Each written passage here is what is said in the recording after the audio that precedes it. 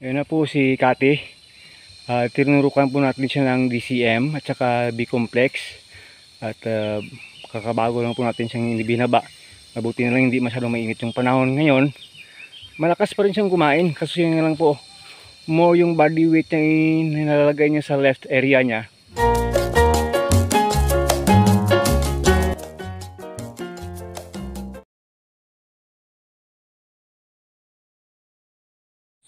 Isang magandang araw mga ka-agree. Gusto ko lang i-share sa inyo itong si Kati po. Kasi magmula kaninang umaga ko lang po napansin na pag naglalakad po siya ay para siyang naglilimping. Pananaw ko po ay parang overweight po siya. Parang hindi niya kayang maiahon-ahon yung kanyang body weight kasi sobra po siyang mataba. Hindi ko nga rin po alam kung bakit ganito siya kataba at ganito siya kasiba sa kakain. Kasi po malakas talaga siya kumain. So, makakalakad naman. Kaso pag tumakbo siya, hindi na niya makokontrol yung kanyang tawag doon, balance. Natutumba po siya pag masyadong napapabilis ng konti yung kanyang takbo. At saka ngayong araw po higa lang siya ng higa, kahit doon na sa pastulan ay malakas pa rin kumain. Pero napapansin ko po talaga ay pag naglalakad po siya, naglilimp po siya. So, di ko po alam kung anong pwedeng gawin dito sa kanya. Baka po may alam po kayo kung anong pwedeng gawin sa kanya. Sa tingin ko po, yung isang observation ko po, hindi niya kaya yung weight ng kanyang katawan.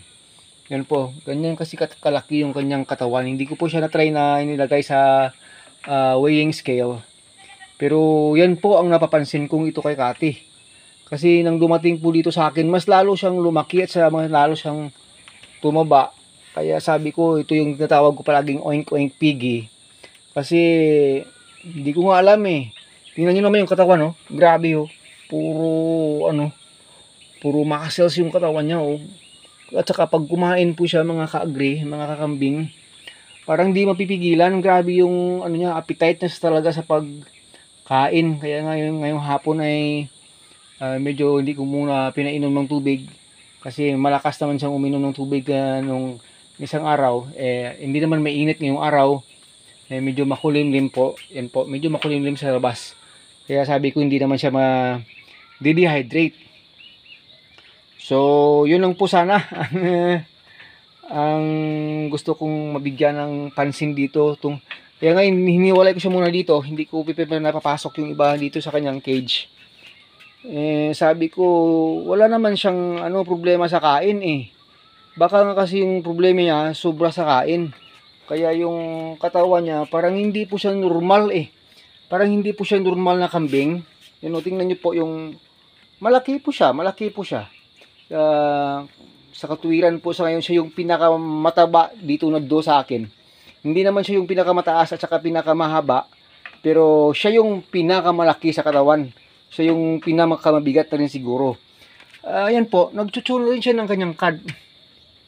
Ay, ba't ka nag-stop dahil binidyo kita sa buhanga? Yan po. Yan. Pero pag naglakad po siya, yung bang tingin mo sa isang tao na masyadong malaking-malaki na kahit na bumangon parang ayaw bumangon, siya nakakabangon na rin, nakakatakbo-takbo na rin. Pero hindi po ganun kabilis. Kasi po pag mabilis po yung kanyang takbo ay natutumba po siya. Hindi naman na natutumba talaga na pero syempre pinipigil niya yung kanyang speed sa paglakad kasi hindi niya po makontrol yung kanyang weight. So, ano ba yung pwedeng gawin natin dito? Yung isang iniisip ko po ko sana siya, itawag doon. B-complex ko sana siya para baka kaso kasi pag nag-B-complex ito, mas lalo itong lumakas kumain. Ano ba yung maganda dito? Babartolina muna para hindi makakain ng masyadong marami. Kasi po kahit sa umaga po, hindi pa ito nakakakain, tingin mo busog na nga eh. Kasi may pondo na yung katawan, yung term ng iba dito. May yung katawan kasi eh. Kaya kahit parang media lang yung kain, makikita mo siya busog na po siya talaga. At saka makintab na makintab yung kanyang katawan. Magandang maganda yung kanyang hair. Yan po, ito po si Ducati ha. Yun lang po yung ano ko, yung parang nakikita kong problema sa kanya. Ngayong araw ko lang po siya nakikita na naglilimping. Parang malulumpo siya dahil sa sobrang niyang bigat. Yung iba nakikita natin sa ibang video bakit nalumpo, may sakit nga at saka payat na payat. Pero ito po kasi iba Iba kasi yung hugis ng kanyang katawan, kahit na mahaba siya, talagang malaki po siya mga compare dito, compare doon, yan po. Ito kasi parang isa sa nakita kong pinakamataba na doe mula noon sa mga native goats. Yun po mga kakambing.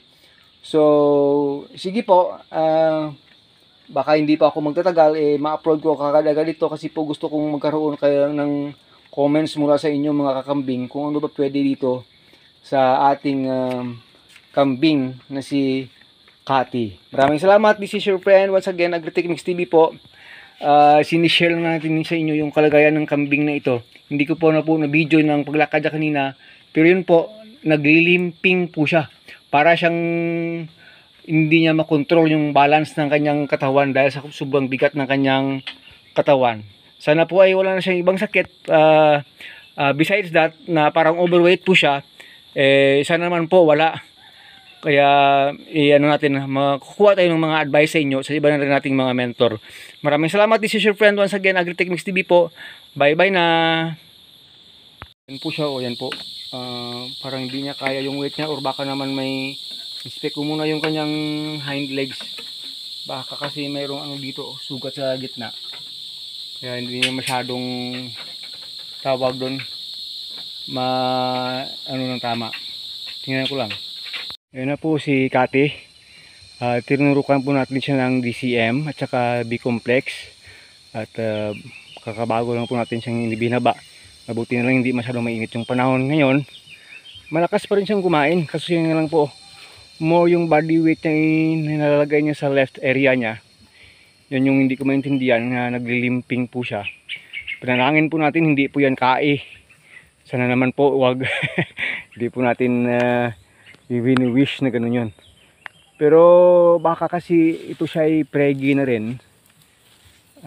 Kasi sa pananaw ko ay nag-i-start na rin lumaki yung kanyang udder. Yan po. Hindi ko lang alam kung paano ko siya ma-dieta ngayong araw.